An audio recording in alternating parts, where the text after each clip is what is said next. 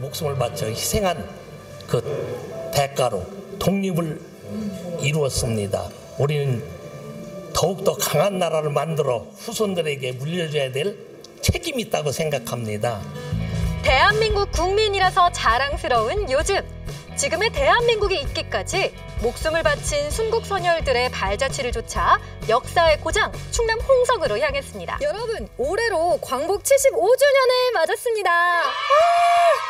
그래서 오늘 역사의 고장 충남 홍성에서 독립을 외쳤던 독립운동가들의 이야기를 만나보러 갈 건데요. 여러분, 함께 가보시죠. 홍성을 빛낸 위인, 그 첫 번째 주인공은 청산리 대첩의 주역이죠. 백야 김좌진 장군입니다. 안녕하세요. 네, 안녕하세요. 아니, 선생님, 예. 김좌진 장군을 만나러 뵈러 왔는데 여기 규모도 어마어마하고 어떤 곳인지 궁금하거든요. 예, 이것은요 1889년 아버지 안동 김씨 형규 씨, 어머니 한산이 씨의 둘째 아들로 태어나셔서 자는 명여, 호는 백야이신 김좌진 장군이 태어나신 곳입니다. 김좌진 장군이 나고 자란 이곳은 1991년 성역화 사업이 추진되면서 터만 남아있던 곳에 안채와 문간채, 사랑채를 복원해 지금의 모습을 하게 됐다는데요. 집안 곳곳 김좌진 장군의 얼과 혼이 묻어나는 듯합니다. 어떤 문구가 적혀져 있는데 저 글이 뭐예요? 중국 산시역 부근에 있는 금성 정미소에서 고려 공산당 청년당원 박상실이 흉탄을 맞고 41살로 순국하시며 할 일이 너무도 많은 이때에 내가 죽어야 하다니 그게 한스러워서 이렇게 마지막 비통한 유언을 남기셨습니다. 중동선의 안정이라는 일제와 세력 확장이라는 공산주의자들의 목표는 김좌진 장군 암살이라는 민족적 비극을 불러왔습니다. 항일 독립투쟁을 하며 조국에 대한 그리움과 통한을 시에 담아 전했다는 김좌진 장군. 백야 김좌진 장군이 만주로 무장 독립투쟁을 하기 위하여 망명하실 때 압록강을 건너며 읊었던 시입니다. 제가 한번 읊어볼게요. 예. 적막한 달밤에 칼머리에 바람은 세찬데 칼끝에 찬소리가 고국 생각을 돋구누나 삼천리 금수강산에 외놈이 웬 말인가 단장의 아픈 마음 쓸어버릴 길 없구나.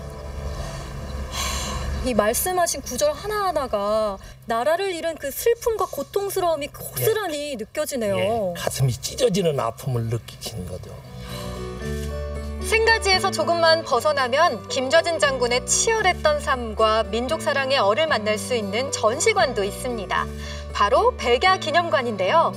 이곳엔 김좌진 장군의 일대기는 물론 독립운동 당시 쓰였던 유물들이 전시돼 있습니다.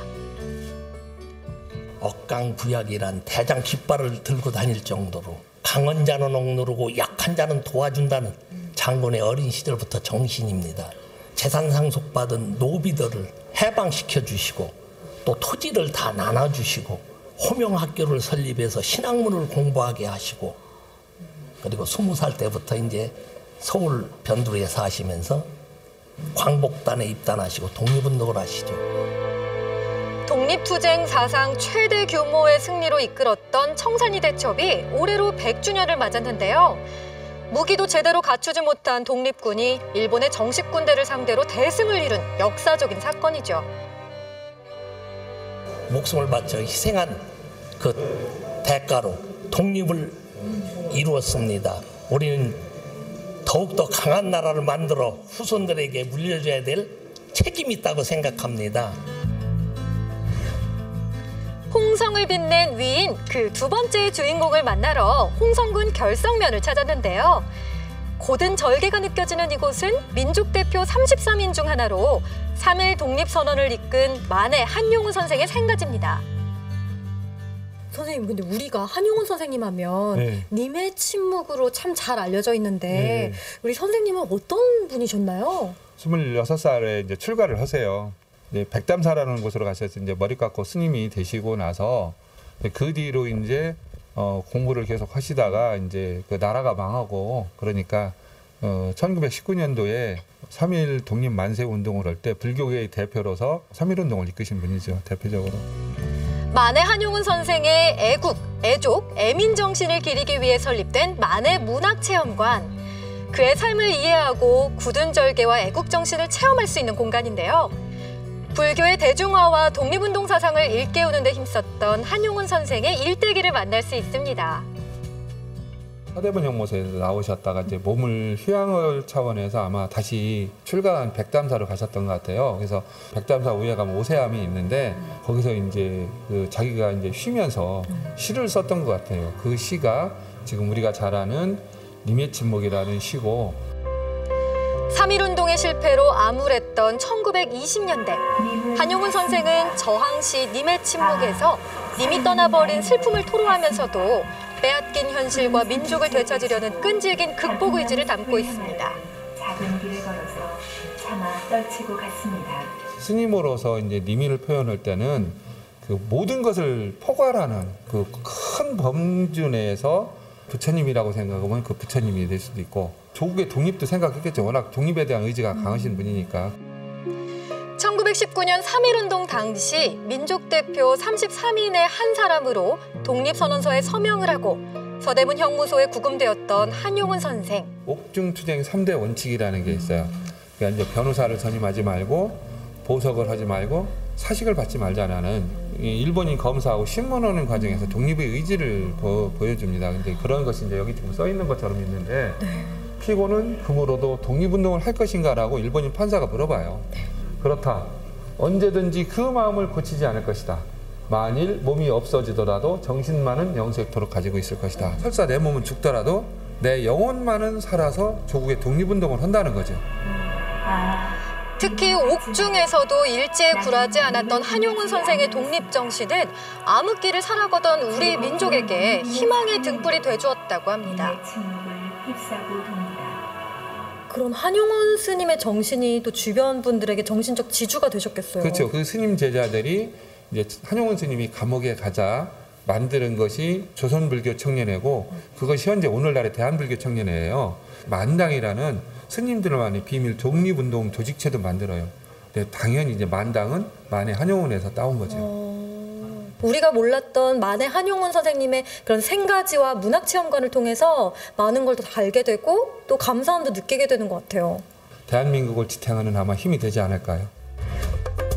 역사의 고장답게 홍성엔 아주 특별한 거리가 조성돼 있는데요. 이건 뭐지? 독립운동가들의 희생정신을 기리고 자주 독립의 의미와 애국정신을 되새기기 위해 마련된 독립운동가의 거리입니다. 그런데 이 조각상 보면 볼수록 유관순 열사 아니에요? 딩동댕!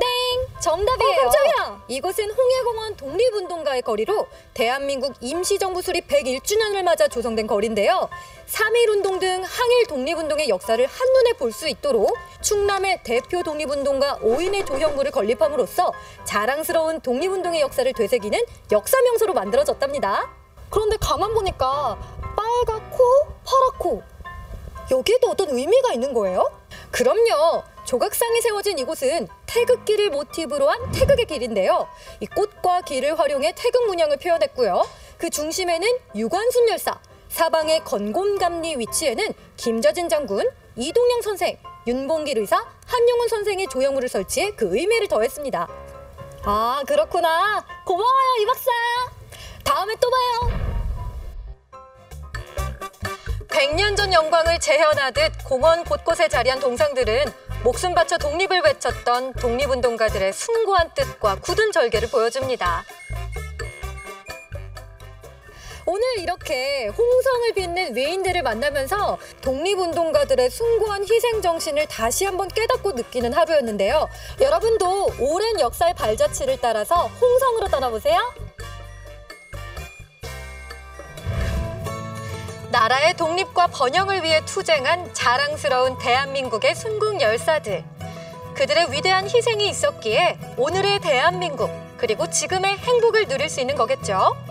그 마음 담아 힘껏 외쳐봅니다. 대한민국 만세!